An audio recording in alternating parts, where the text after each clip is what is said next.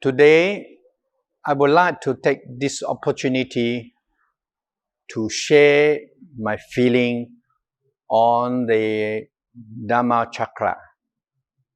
Recently, we do a lot of chanting on Dharma chakra sutra, but you know that in Mahayana, traditionally in the temple or in our universities, we used to chant on the Heart Sutra. So maybe a lot of people misunderstand that Mahayana only chanting on the Praja Sutra and leave others sutra used by the Theravada. We are not really interested. In fact, it's wrong. It's not that way, because we use a lot of Theravada sutra for our teaching. Teaching of Dharma, in fact, these are all given by Buddha. There's no differentiation that for those who practice Mahayana, you got to read a certain sutra, or all the sutra are listed. There's no such a differentiation. It's only because those who practice Mahayana then got some sort of idea, want to, create some of the merit or say credit for our living. For example, we encourage our followers or the disciples to practice more all the the work, or to create some of the charity or the society's work, because we want to practice for Mahabodhisattva. And we spend a lot of time on the social work. You see? So people may have some modern ideas, just like you get more credit. For example, you got a lot of money, you can deposit in a bank. Okay, so we're talking about the current account. In the current account, you have credit and debit. Credit and debit. Credit to just represent the good deed of karma. And debit is very bad. It's a bad karma.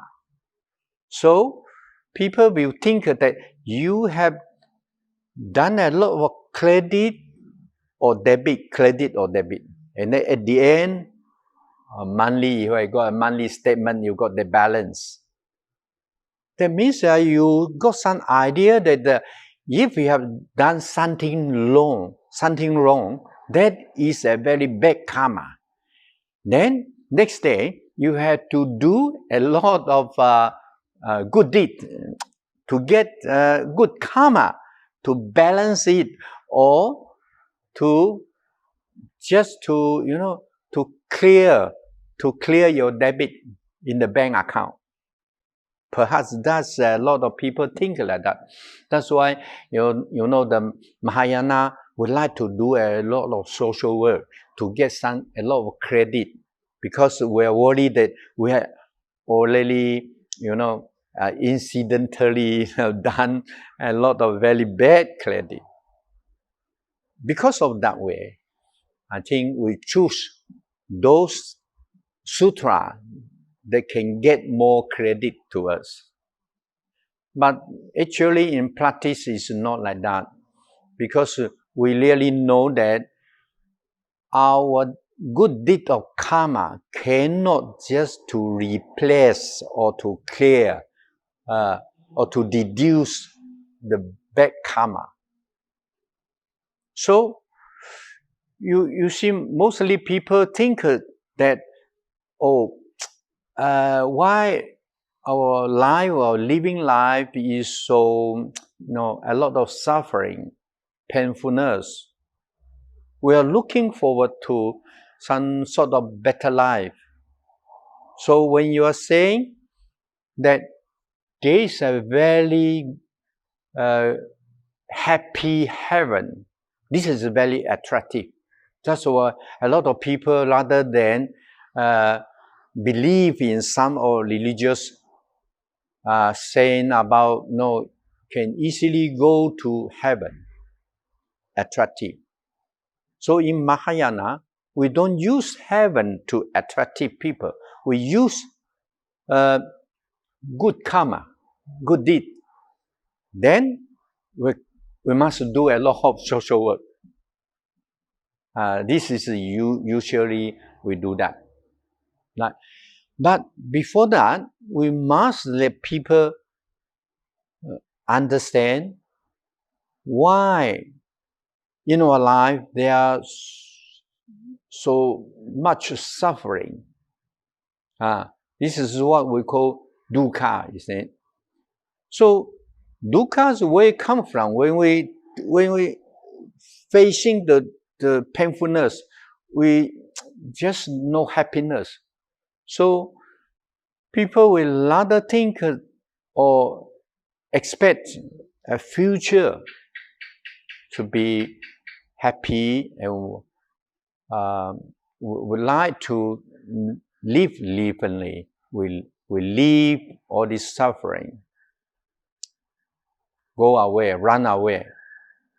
So we know that you cannot run away from it, because this is our past karma.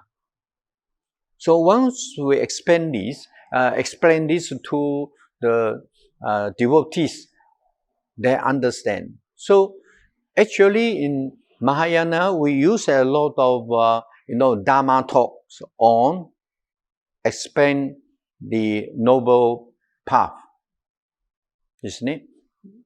Because they must understand where the suffering comes from and how to deal with it. So we use the right path to say, okay, you must learn and follow and practice. In fact, the same way like the Theravada's devotees do. Only the chanting and the social work we are looking for is a bit different. So in the modern life, in fact, because we Mahayana and Theravada's followers or practitioners, we can closely get together. We have some sort of conference, idea exchange, and so on.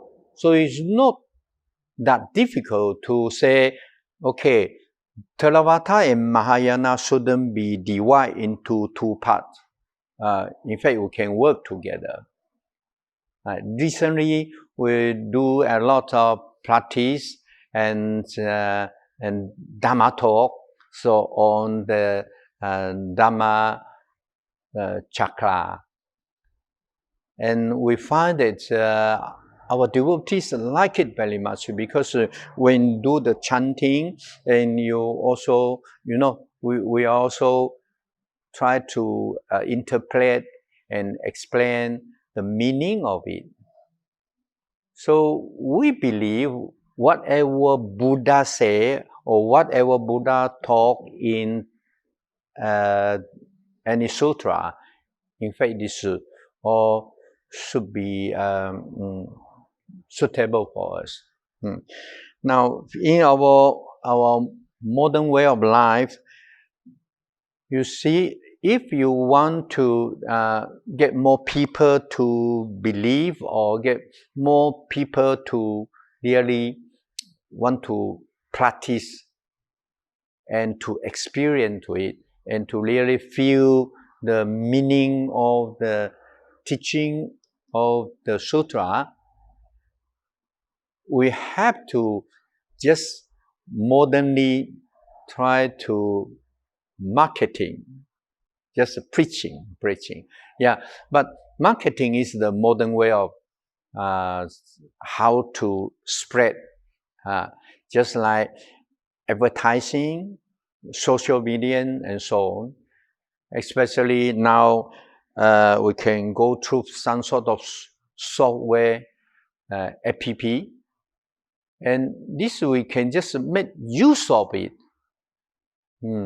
to let more people, maybe they are not really Buddhist, but let them know the main teaching of Buddha. But to spread, this sort of, just to encouragement for people to, to come to us. So we must have some way, of doing it.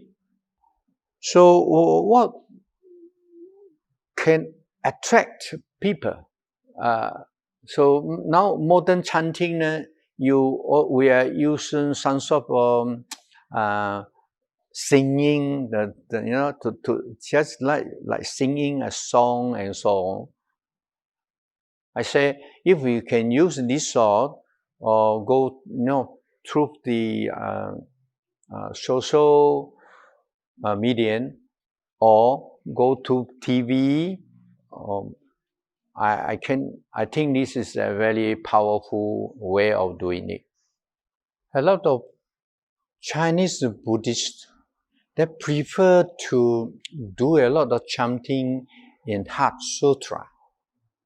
It's not that they know the meaning of this Heart Sutra. It's that because they believe that when they do chanting more, they got more wisdom. Because this sutra is praja. So they think that even, writing and chanting and so on. So why so attractive then? Is it because they want to get more, merit or credit? Just because of this, just like bank account, we get more credit, then we can get a better balance. And I believe that, they can adjust the balance. You make more credit on the good karma, then you can clear off the debit. Just like the outstanding debit account or the account. That's normally the people like that. So now what we can do and to try to say, okay, get more Chinese Buddhists, do more chanting on Dharma chakra, then we must advertise or, to let people more understand the meaning of Dharma chakra. And also should let them know if you practice more or chanting more on Dharma chakra, what do you get on the merit? I think they have some comparison on that. This is a normal devotees require. So just try to help them. I think we must let them understand more on the meaning of Dharma chakra. In Malaysia, Dharma Buddhist universities, we use a lot of, sutra, also meditation, and some other practicing to teach our students. but we never divide the sutra into Mahayana or Theravada. Whatever Buddha's dharma, we just say this is given by Buddha. But unfortunately, it's because when we do chanting, the sound and the traditional way of chanting of Theravada, chanting of Mahayana is a bit different. I think it's because of the language. Because Theravada use more on the Pali or that, but Mahayana mainly use Chinese Mandarin. So when we come to chanting, really some different. That is the division. So if we can overcome this, like recently we like the Theravada chanting, the voice, the sound. In fact, is very nice. So recently we also chant a lot on Dharma Chakra, and we find that it's very nice. So maybe this will be part of our, our changes.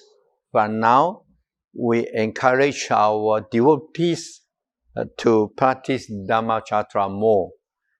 Maybe we will, chant the way like Theravada do the sutra chanting. Because our way of the chanting is a bit different.